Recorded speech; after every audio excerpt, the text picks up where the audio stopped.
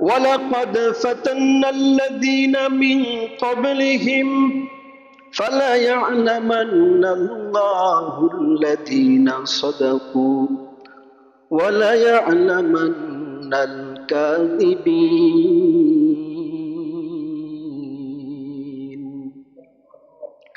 الله تعالى বলেন ولقد فتنا الذين من قبلهم আমি তাদের পূর্ববর্তীদের পরীক্ষা নিয়েছিলাম ফালায়ালামান্নাল্লাহুল্লাযীনা সাদাকু যারা কারা ঈমানের দাবিতে সত্যবাদী আমি জেনে নিয়েছি ওয়ালায়ালামান্নাল কাযিবিন যারা ঈমানের দাবিতে মিথ্যাবাদী সেটাও আমি জেনে নিয়েছি।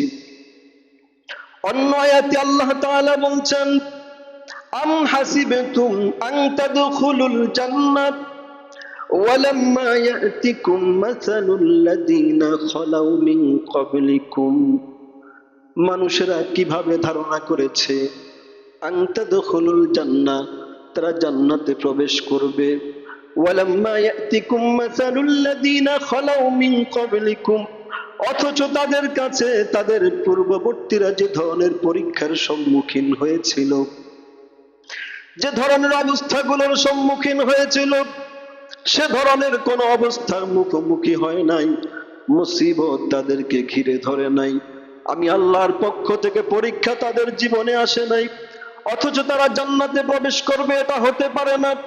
আমি আল্লাহর পক্ষ থেকে পরীক্ষা হবে, পরীক্ষায় যারা পাশ করবে তাদের ঠিকানা জান্নাত, পরীক্ষায় যারা ফেল করবে তাদের ঠিকানা জাহান্নাম, এটাই আমার ফয়সালা। আল্লাহ তাআলা বলছেন ইন্নাল্লাযীনা ক্বালু রাব্বুনাল্লাহু সুম্মা ইসতাকামু তাতানাজ্জালু আলাইহিমুল মালায়েকা আল্লা তাখাফু ওয়া লা তাহজানু وأبشروا بالجنة التي كنتم توعدون আল্লাহ তাআলা বলেন যারা ঈমান আনার পরে সুম্মা ইসতাকামু ঈমানের উপর অটল অবিচল থাকে তাতানাজ্জালু আলাইহিমুল মালায়েকা তাদের কাছে আল্লাহর পক্ষ থেকে রহমতের ফেরেশতা নাজিল হয় আর বলে আল্লাহ তাখাফু ওয়া লা তাহজানু তোমার কোনো ভয় নাই, তোমার কোনো চিন্তা নাই, ওয়া আবশিরু বিল জান্নাতিল্লাতী কুনতুম তুআদুন তুমি ওই জান্নাতের শুভ সংবাদ গ্রহণ করো যে জান্নাতের ওয়াদা তোমার সাথে করা হয়েছে। নাহনু আউলিয়াউকুম ফিল হায়াতিদ দুনিয়া ওয়া ফিল আখিরাহ আমরা ফেরেশতারা বলবে আমরা তোমার দুনিয়ার জীবনের বন্ধু হয়ে গেলাম আর আখিরাতের জীবনেও তোমার কোনো ভয় নাই, আখিরাতের জীবনের বন্ধু আমরা হয়ে গেলাম। দুনিয়ার বন্ধু মরে যায়, দুনিয়ার বন্ধু অসুস্থ হয়, কিন্তু ফেরেশতারা যদি বন্ধু হয়ে যায় তার কোনো ভয় নাই, ঠিক কিনা বলেন? ওয়ালাকুম ফিহা মা তাশতাহি আনফুসুকুম ওয়ালাকুম ফিহা মা তাদউন তোমাদের সেখানে মনে যা চায় তাই করতে পারবে, যা চায় তাই করতে পারবে, কেউ বাধা দিবে না, কোনো ধরনের বিধি বিধানও সেখানে থাকবে না, হালাল হারাম থাকবে না, গুনাহ সওয়াব থাকবে না, যা চাইবে তাই করতে পারবে। আল্লাহ বলেন নুজুলাম মিন গফুরির রহিম আল্লাহ তাআলার পক্ষ থেকে এটা হলো মেহমানদারি। একজন মেহমান যেমন কারো বাড়িতে গেলে সব দিক থেকে তাকে সুযোগ সুবিধা দেওয়া হয়, এমনি ভাবে জান্নাতে যতদিন মানুষ থাকবে মেহমানের মতো মেহমানদারি চলবে। সে জান্নাতে যেতে হলে, সে জান্নাত পেতে হলে আমাদেরকে আল্লাহর দেওয়া একেবারে খুব সহজেই পাওয়া ঈমান, এই ঈমানের উপর অটল অবিচল থাকতে হবে। রাজি আছি ইনশাআল্লাহ? আল্লাহ তাআলা আমাদের সকলকে ঈমানের উপর ইস্তেকামাত থেকে মৃত্যুর আগ পর্যন্ত আমাদেরকে ঈমানের উপর অটল থেকে ঈমান নিয়ে মৃত্যুর দুয়ারে হাজির হওয়ার এবং ঈমান নিয়ে মৃত্যুবরণ করার তৌফিক দান করুক। সকলে বলুন আমিন। সম্মানিত মুসল্লিয়ানে কারাম, আদ-দুনিয়া দারুল ইমতিহান, দুনিয়া পরীক্ষার ঘর, দুনিয়া পরীক্ষার হল। আমরা যারা এই পৃথিবীতে আছি, আমরা সবাই পরীক্ষার হলে আছি। আমরা সবাই পরীক্ষা দিচ্ছি। পরীক্ষা হবে এখানে, এটা আল্লাহ তাআলার ঘোষণা।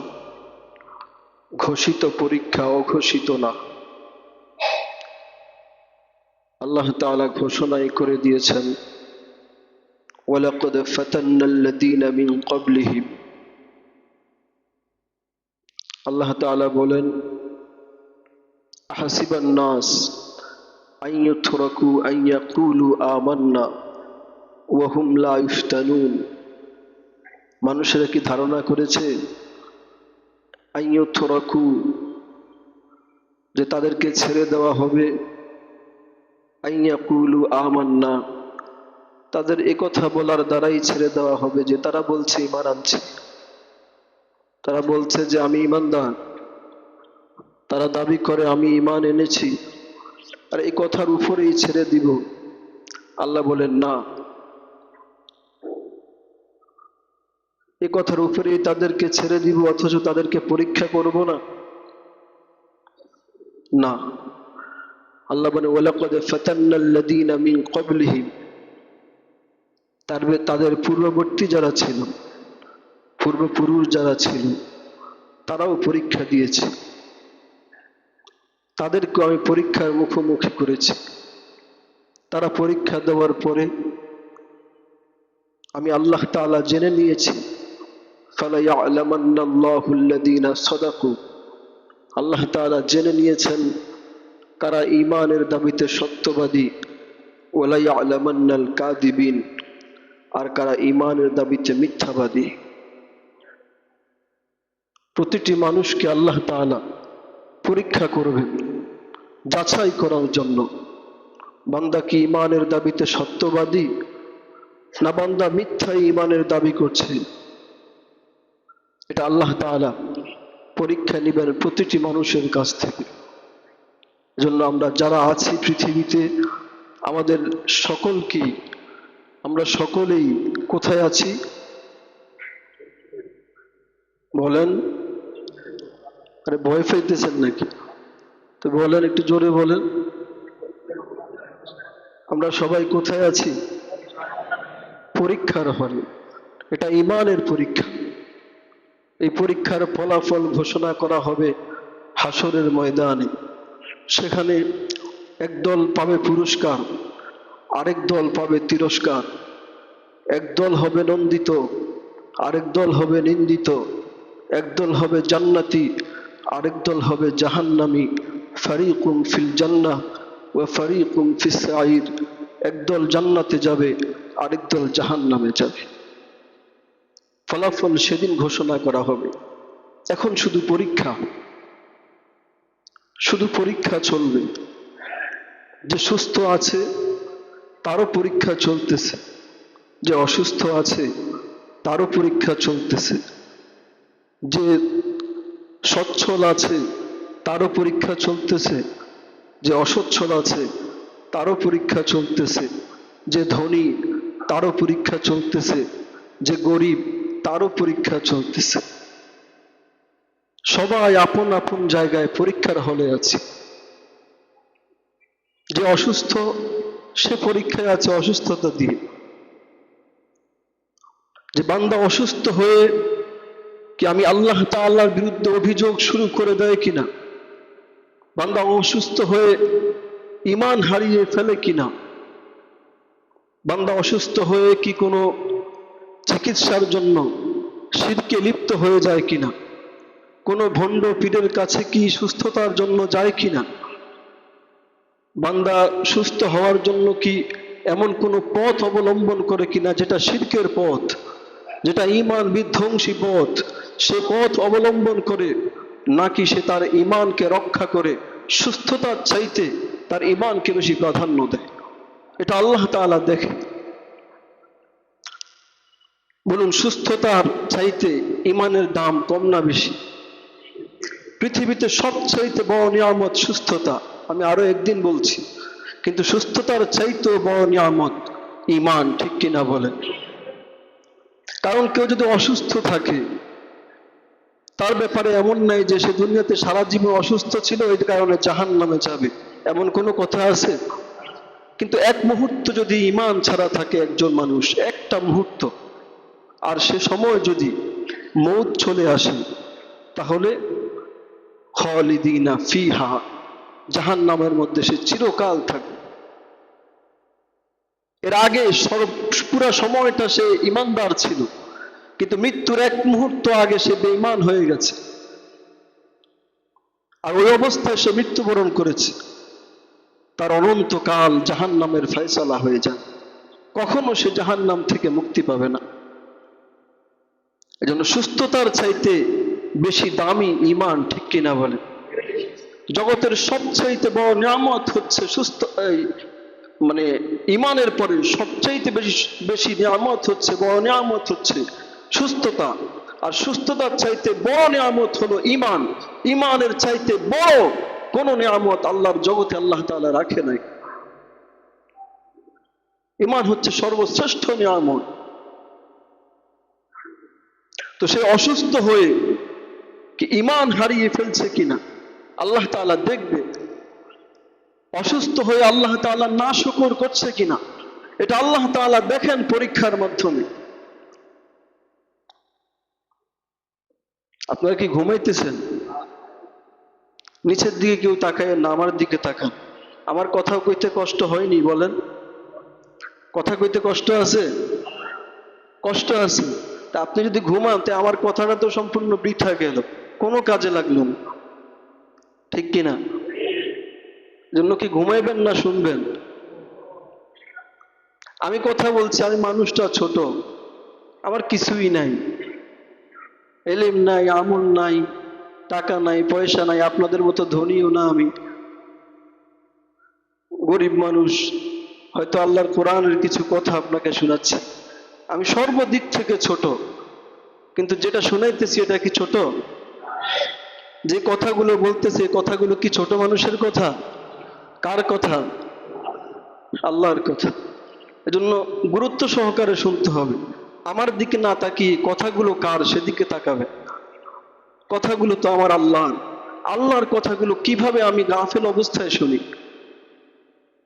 আল্লাহর বাণীগুলো কিভাবে আমার অন্য মনস্ক হয়ে আমি শুনি। আল্লাহর কথা আল্লাহ তো নিজে বলতেছেন না সরাসরি, আল্লাহ আমার জবান দিয়ে বলাচ্ছেন। এখন পর্যন্ত আমি আমার আলোচ্য বিষয়ে যাইতে পারতেছি না, কেন আমি জানি না। আল্লাহ তাআলা বলাইতেছেন, যেভাবে বলাইতেছেন আমি ওভাবে বলতেছি, উপর থেকে আসতেছে আর আমি এদিক দিয়ে সাপ্লাই দিতেছি। বলার কথা ছিল অন্য কথা, কিন্তু এখনো যাইতে পারতেছি না। আল্লাহ তাআলা আমাদেরকে যে সুস্থ রেখেছেন, এটা কি ছোট নিয়ামত না বড় নিয়ামত? আর যারা অসুস্থ তাদেরকে আল্লাহ তাআলা একটা নিয়ামতের মধ্যে রাখছে। এই অসুস্থতা পেয়ে সে যেন বেঈমান না হয়ে যায়, এটা পরীক্ষা। সে কি অসুস্থতা পেয়ে বেঈমান হয়ে গেল, নাকি তার ঈমানকে সে প্রাধান্য দিল? এজন্য আপনারা হযরত আইয়ুব আলাইহিস সালামের কথা জানেন। হযরত আইয়ুব আলাইহিস সালাম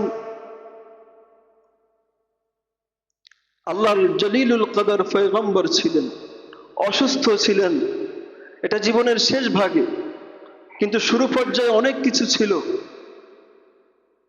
ধনের মালিক ছিলেন, জনের মালিক ছিলেন, সুঠাম দেহের সুন্দর যুবক যুবতী, সন্তান সন্ততির বাবা ছিলেন, স্ত্রী ছিল কয়েকজন, সম্পদের অভাব ছিল না, নিয়ামতের অভাব ছিল না। কিন্তু এক পর্যায়ে এমন হলো, সব শেষ হয়ে গেল, স্ত্রীও নাই, সন্তানও নাই, অর্থ সম্পদ সব শেষ, শরীরটাও অসুস্থ নাই, অসুস্থ হয়ে গেছে। তো ওনার একজন স্ত্রী ছিলেন ওনার কাছে, ওনার খেদমত করতেন। তিনি বলছিলেন যে আল্লাহর কাছে একটু দোয়া করেন, আল্লাহ যেন আপনাকে সুস্থ করে দেয়, আপনি তো আল্লাহ তাআলার জলিলুল কদর পয়গম্বর, আল্লাহকে একটু বলেন আল্লাহ যেন আপনাকে সুস্থ করে দেন। তিনি বললেন যে আমার লজ্জা হয় আল্লাহর কাছে সুস্থতা চাইতে, কারণ আল্লাহ তাআলা জীবনের 70টি বছর আমাকে সুস্থ রেখেছেন, এই 7টা বছর আমি অসুস্থ, জীবনের একেবারে ছোট্ট একটা অংশ আমি অসুস্থ, আমি কেমনে আল্লাহর কাছে সুস্থতা চাই? এটা নবীর জন্য, এটা আমাদের জন্য না। তিনারা তো নবী ছিলেন। আমরা অসুস্থ হইলে আল্লাহর কাছে সুস্থতা চাইব? আল্লাহর কাছে সুস্থতা আমরা চাইব? কারণ আমরা দুর্বল, আমাদের দুর্বলতা আল্লাহর কাছে প্রকাশ করলে আল্লাহ খুশি হয়, বলুন সুবহানাল্লাহ। আমরা চাইবো আল্লাহর কাছে। কিন্তু আইয়ুব আলাইহিস সালাম, এটা ওনার নিজস্ব ভালোবাসা, আল্লাহর প্রতি মুহাব্বত, নিজস্ব প্রেম সাগরের এক মুহাব্বতের খেলা। ওই খেলা আমরা চিন্তা করলে হবে না। আমরা দুর্বল ইমানদার, আমরা টুটা ফাটা ইমানদার, এই খেলার কথা আমরা চিন্তা করলে চলবে না, এটা ওনার হিসাব ভিন্ন। হযরত আইয়ুব আলাইহিস সালাম অসুস্থতায় এভাবে ধৈর্য ধারণ করেছেন যে আল্লাহর কাছে সুস্থতাটা চাইতে লজ্জাবোধ করেছেন যে আল্লাহ তো আমাকে এতটা বছর সুস্থ রেখেছিলেন, এই কয়টা বছরই না আমি অসুস্থ, আমি আল্লাহর কাছে কেমনে সুস্থতা চাই? হযরত হাসান বসরি রহমতুল্লাহি আলাইহি, ওনার সামনে একজনের মাথার মধ্যে পট্টি বাঁধছে, মাথার মধ্যে পট্টি বাইন্ধা আসছে। আসার পরে হাসান বসরি রহমতুল্লাহি আলাইহি জিজ্ঞেস করলেন যে মাথায় পট্টি বাঁধছো কেন? কয় মাথা ব্যথা, মাথা ব্যথা যন্ত্রণা, এই জন্য পট্টি বাঁধছি। হযরত হাসান বসরি রহমতুল্লাহি আলাইহি বললেন যে সামান্য সময় মাথা ব্যথা, দিনের কিছু অংশ মাথা ব্যথা, অভিযোগের পট্টি লাগাইয়া ফেলছো। যে জিজ্ঞেস করে বলো যে আল্লাহ তাআলা আমাকে মাথায় ব্যথা দিয়েছেন, যন্ত্রণা দিয়েছেন, অথচ আল্লাহ তাআলা যে তোমাকে দিনের বেশিরভাগ অংশ সুস্থ রেখেছেন, তখন কি শুকরিয়ার পট্টি বাঁধছি না? কেউ জিজ্ঞেস করলে বলবা যে আমি শুকরিয়ার পট্টি বাঁধছি, আমি যে আল্লাহ তাআলা যে আমাকে সুস্থ রেখেছেন, আমি যে সুস্থ আছি, এই সুস্থতার প্রকাশ করার জন্য আমি পট্টি বাঁধছি, এটা শুকরিয়ার পট্টি। তো শুকরিয়ার পট্টি তো কোনোদিন বাঁধলা না, না শুকরিয়ার পট্টি তো বেঁধে ফেললাম। তো আল্লাহ তাআলা যাদেরকে অসুস্থ রেখেছেন তাদেরকে একটা পরীক্ষার মধ্যে রেখেছেন। এই অসুস্থতা যদি কেউ ধৈর্য ধারণ করতে পারে, তাহলে এই অসুস্থতাটা তার দুনিয়াতে নিয়ামত, আখিরাতে নাজাতের কারণ হয়ে যায়। আবার এই অসুস্থতা যদি কেউ ইমানকে হারিয়ে ফেলে, সুস্থতার জন্য যদি এমন জায়গা যায় যেখানে গেলে ইমান থাকে না, যেখানে গেলে ইমান নষ্ট হয়ে যায়, যেখানে গেলে শিরকে লিপ্ত হতে হয়, এমন জায়গায় গিয়ে যদি ইমান হারিয়ে ফেলে, তাহলে তার এই অসুস্থতাটা দুনিয়াতে আযাব, আখিরাতে শাস্তির কারণ, বলুন নাউজুবিল্লাহ।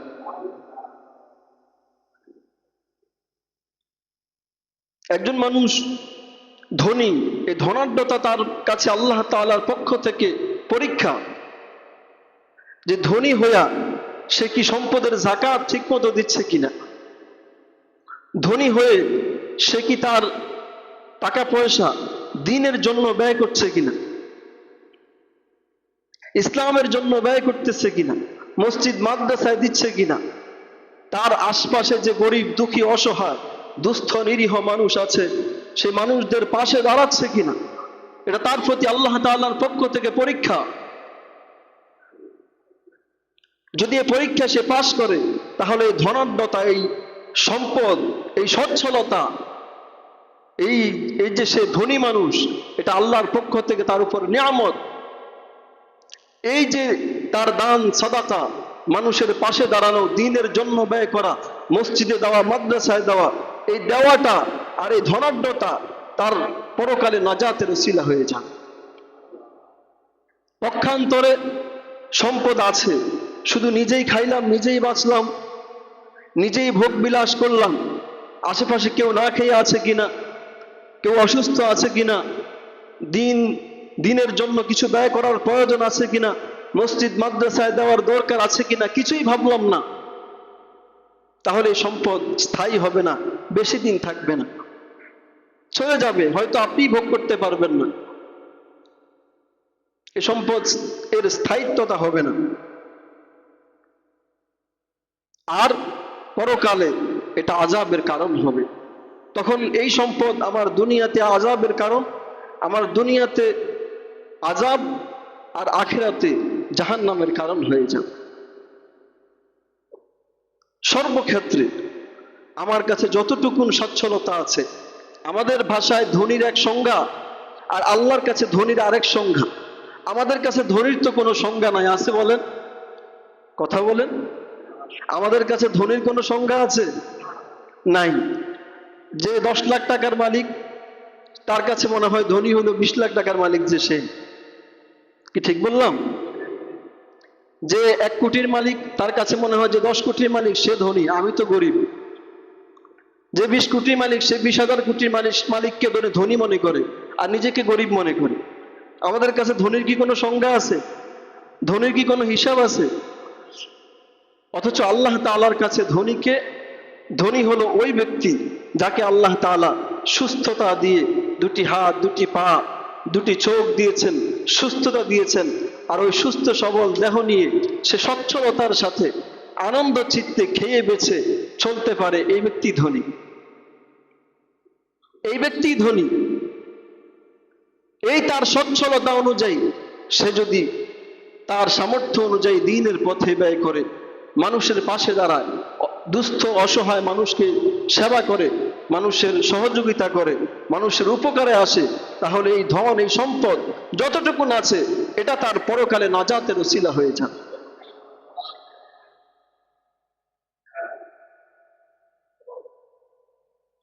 এজন্য আল্লাহ তাআলার দেয়া আমরা যে অবস্থায় আছি, প্রত্যেকটা অবস্থায় আল্লাহর পক্ষ থেকে পরীক্ষা। আমরা সবাই পরীক্ষাতে আছি।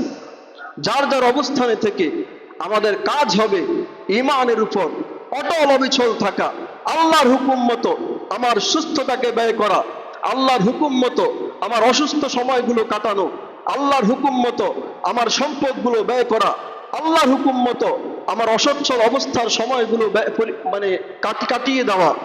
যদি এভাবে করে আমরা আমাদের সময়গুলো কাটাতে পারি, আমাদের অর্থগুলো ব্যয় করতে পারি, আমাদের অভাব অনটনের সময় আমরা ধৈর্য ধারণ করতে পারি, তাহলে আমাদের প্রত্যেকটা অবস্থাই আমাদের নাজাতের কারণ হয়ে যায়। এত আস্তে সুবহানাল্লাহ বললেন? যে অবস্থায় আছি, ওই অবস্থায় আল্লাহর হুকুম মতো চলতে হবে, ঈমানের উপর ইস্তেকামত থাকতে হবে, ঈমানের উপর অটল থাকতে হবে। একথাই আল্লাহ তাআলা বলেছেন, ওয়ালাকাদ ফাতান্নাল্লাযীনা মিন ক্বাবলিহিম ফালা ইয়া'লামান্নাল্লাহুল্লাযীনা সাদাকু ওয়ালা ইয়া'লামান্নাল কাযিবিন।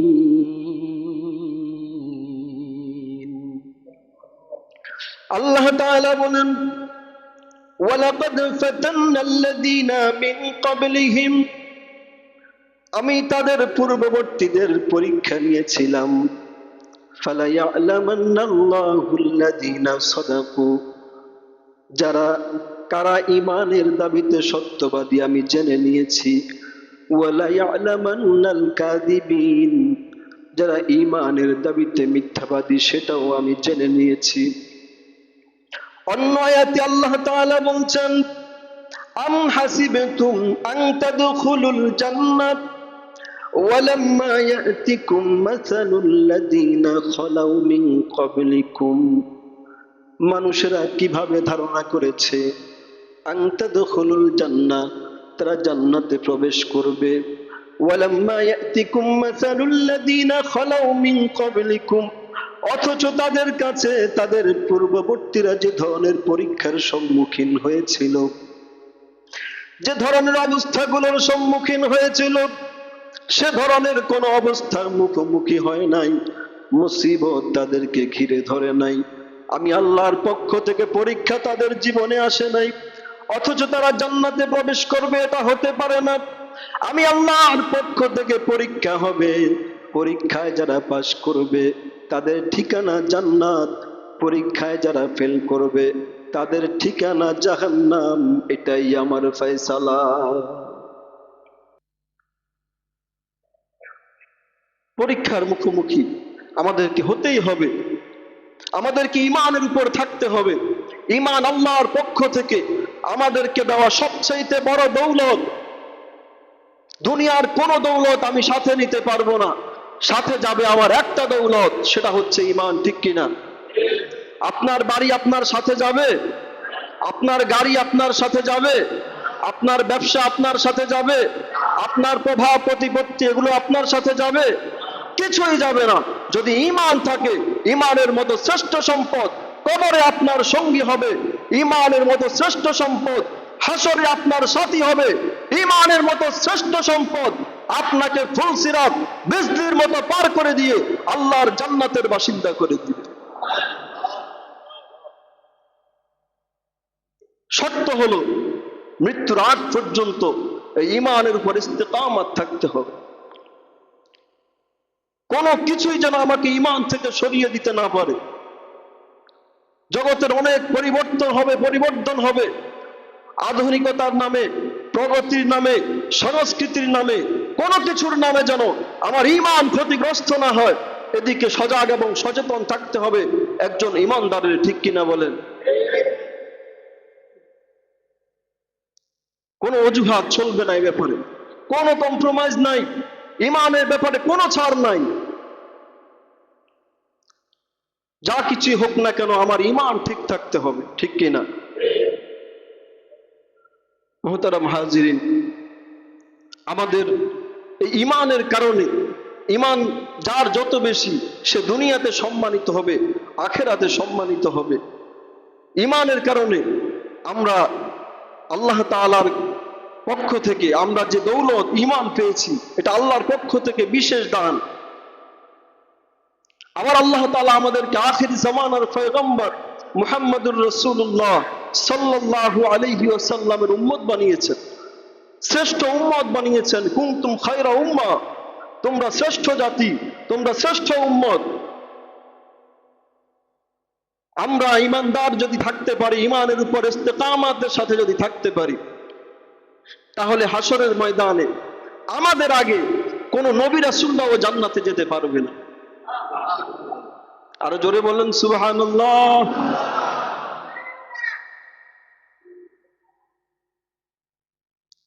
হযরত নূহ আলাইহিস সালাম জান্নাতের দরজায় গিয়ে নক করবেন, খটখটাবেন। হিসাব শেষ, জান্নাতের ফয়সালা হয়ে গেছে। ভিতর থেকে আওয়াজ আসবে, রিদওয়ান ফেরেশতা বলবে, মান আনতা, আপনি কে? বলবে যে আমি নূহ। দাঁড়ান, এখনো সময় হয় নাই। বলুন সুবহানাল্লাহ। জান্নাতের মধ্যে খটখটাবে, কে? আমি ঈসা। দাঁড়ান, সময় হয় নাই, আরো পরে। বলুন সুবহানাল্লাহ। এভাবে করে সমস্ত নবী রাসূলদের হিসাব শেষ, সবাই জান্নাতের দরজায় দাঁড়িয়ে থাকবে। কারো জান্নাতে প্রবেশ করার ফয়সালা হবে না। যখন জান্নাতের দরজায় নক করবেন, কে আপনি? আমি মুহাম্মদুর রাসূলুল্লাহ। বলবেন যে আমি আপনার জন্য দাঁড়িয়ে আছি। সাথে সাথে জান্নাতের 8টি দরজা খুলে দেওয়া হবে। রাসূল উম্মতদেরকে সাথে নিয়ে সর্বপ্রথম জান্নাত উদ্বোধন করবেন।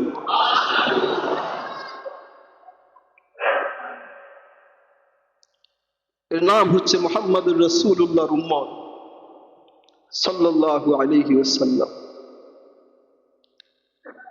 এজন্য সেই উম্মত, সেই ঈমান, সেই ইসলাম আমাদেরকে ঠিক রাখতে হবে। ঠিক কিনা? এর উপর অটল অবিচল থাকতে হবে। সাহাবায়ে কেরাম যেভাবে ঈমান এনেছেন, সেভাবে আমাদের ঈমানকে শানিত করতে হবে। তাদের সামনে পাহাড় টলে গেছে, ঈমান টলে নাই। ঠিক কিনা বলেন? সাহাবায়ে কেরামের সামনে হাজারো অফার দেওয়া হয়েছে, তবুও তাদেরকে ঈমান থেকে এক চুল সরাতে পারে নাই। নারীর অফার দেওয়া হয়েছে, ঈমান থেকে সরাতে পারে নাই। রাজত্বের অফার দেওয়া হয়েছে, ঈমান থেকে সরাতে পারে নাই। এমনকি মৃত্যুর হুমকি দেওয়া হয়েছে, হযরত আব্দুল্লাহ ইবনে হুযায়ফা সাহাবী রাদিয়াল্লাহু তাআলা আনহুর ইতিহাস আপনারা জানেন। আব্দুল্লাহ ইবনে হুযায়ফা সাহাবী রাদিয়াল্লাহু তাআলা আনহুকে সম্রাট শুলেতে চড়িয়েছে শুধু ঈমান ছেড়ে দেওয়ার জন্য, ভয় দেখানোর জন্য। শুল তো বুঝেন, ফাঁসি না। ফাঁসি তো হলো গলায় পাশ দিয়ে ঝুলিয়ে রাখা হয়, কয়েক সেকেন্ডের মধ্যে জীবনটা চলে যায়, দম বন্ধ হয়ে মারা যায়, কি ঠিক না? কিন্তু শুলটা এমন না। শুলটা হলো এই যোগ চিহ্নের মতো, যোগ চিহ্ন। এর মধ্যে লোকটাকে শোয়া এই দুই হাতকে এভাবে বেঁধে দেওয়া হয়, তারপরে শরীরকে লম্বা কাঠটার সাথে বেঁধে দেওয়া হয়, তারপরে ঝুলিয়ে রাখা হয়। কেউ পাথর মারে, কেউ তীর মারে, কেউ বল্লম মারে, কেউ বর্ষা মারে, অর্থাৎ তিলে তিলে তাকে মরতে হয়। এই সাহাবীকে ভয় দেখানোর জন্য শুলেতে চড়ানো হলো, আর বলা হলো তীর যেন গায়ে না লাগে, এদিক দিয়ে একটা যায়, এদিক দিয়ে আরেকটা যায়, গর্দানের পাশে দিয়ে একটা যায়, অর্থাৎ গায়ে লাগবে না, বাদশার আদেশ, মেরে ফেলা যাবে না। সত্য মানে উদ্দেশ্য হলো তাকে ঈমান থেকে সরিয়ে ফেলা। কিন্তু সাহাবীকে যখন কোনোভাবেই সরাতে পারতেছে না, সাহাবী তাদেরকে বুঝাতে পেরেছে যে আমাকে তোমরা মেরে ফেলতে পারবে, তবু আমার কলিজা থেকে ঈমান নিতে পারবে না। তখন তাকে নামানো হলো, বলা হলো যে বিশাল ড্যাগের মধ্যে তেল গরম করো, তেল যখন টকবক টকবক করবে তখন তাকে হাতে পায়ে বেঁধে এর মধ্যে ফেলে দিবে, ভুনা করে ফেলবে। তো যখন তাকে তেলের মধ্যে ভুনা করে ফেলার জন্য ফেলে দেওয়া হচ্ছে, তিনি কেঁদে ফেললেন। এখন তাদের উদ্দেশ্য তো আর তাকে মেরে ফেলা না, উদ্দেশ্য হচ্ছে তাকে ঈমান থেকে সরিয়ে ফেলা। এবার বাদশার যে চাকর নৌকর তারা বলছে মনে হয় ভয় পেয়ে গেছে, এখন ঈমান ছেড়ে ফেলবে, যেহেতু কেঁদে ফেলছে। বাদশার কাছে গিয়ে বলছে, বাদশা জাহাপানা, সে তো ভয় পেয়ে গেছে, মনে হয় এবার ঈমান ছেড়ে ফেলবে। তো বাদশার দরবারে এই কথা যাওয়ার পরে বাদশা বললেন তাকে নিয়ে আসো আমার কাছে। আনা হলো, বলা হলো যে এবার তাহলে আমার কাছে বলো যে তুমি আগের দিন ছেড়ে দিয়েছো, আমার খ্রিস্টান ধর্ম গ্রহণ করেছো, বলো। এই সাহাবী বললেন, আমার কান্নাকে তোমরা দুর্বলতা মনে করো না, আমার কান্নার মধ্যে ঈমান লুকিয়ে আছে। আমি কেঁদেছি এজন্য, আমি দ্বীনের জন্য কত মেহনত করেছি, কত চেষ্টা প্রচেষ্টা করেছি, আজকে তো আমার সেই চেষ্টা প্রচেষ্টার দিন শেষ। আমাকে যদি আল্লাহ তাআলা শরীরে যতগুলো পশম আছে প্রতিটি পশমের সমান যদি আমাকে হায়াত দেওয়া হতো, এতগুলো জীবন যদি আমাকে দেওয়া হতো, প্রতিটি জীবন আমি আমার আল্লাহর জন্য উৎসর্গ করে দিতাম। কিন্তু আল্লাহ তাআলা আমাকে একটি জীবন দিয়েছে, এই জীবন তো আমি আল্লাহকে দিয়ে দেওয়ার পরে আল্লাহর জন্য আর জীবন দিতে পারবো না, আমি এজন্য কেঁদেছি। আর আমাদের অবস্থা কি? শুলে চড়িয়ে ঈমান নিতে পারে নাই, সামনে তো তেল টকবক টকবক করছে, জানে যে ফেলে দিলেই সাথে সাথে ভুনা হয়ে যাবে, সব মেনে নিতে রাজি হয়েছে, ঈমান ছাড়তে রাজি হয় নাই, কারণ তারা ঈমানের দাম বুঝেছে, ঈমান বুঝে তারপরে গ্রহণ করেছে। আমরা তো বাবা মুসলমান, সেই হিসেবে মুসলমান, এজন্য আমাদের কাছে ঈমানের মূল্য নাই, আমরা সামান্য কিছুর বিনিময়ে ঈমানকে বিক্রি করে ফেলি। সুতরাং আমাদেরকে সিদ্ধান্ত নিতে হবে, যত বড় মুসিবত আসুক, আমি যে কোনো পরীক্ষাতে পড়ি না কেন, আমাকে ঈমানের উপর অটল আর অবিচল থাকতে হবে, ঠিক কিনা? ঈমানের উপর যদি অটল অবিচল থাকতে পারি, তাহলে আমার দুনিয়াতে নাই কোনো টেনশন, আখিরাতে থাকবে না কোনো পেরেশানি। বলুন সুবহানাল্লাহ। আল্লাহ তাআলা বলছেন, ইন্নাল্লাযীনা ক্বালু রাব্বুনাল্লাহু সুম্মা ইসতাকামু তাতানাজ্জালু আলাইহিমুল মালায়েকা আল্লা তাখাফু ওয়া লা তাহজানু ওয়া আবশিরু বিল জান্নাতিল্লাতী কুনতুম তুআদুন। আল্লাহ তাআলা বলেন, যারা ঈমান আনার পরে সুম্মা ইসতাকামু, ঈমানের উপর অটল অবিচল থাকে, তাতানাজ্জালু আলাইহিমুল মালায়েকা, তাদের কাছে আল্লাহর পক্ষ থেকে রহমতের ফেরেশতা নাজিল হয়। আর বলে আল্লাহ তাখাফু ওয়ালা তাহজানু, তোমার কোনো ভয় নাই, তোমার কোনো চিন্তা নাই।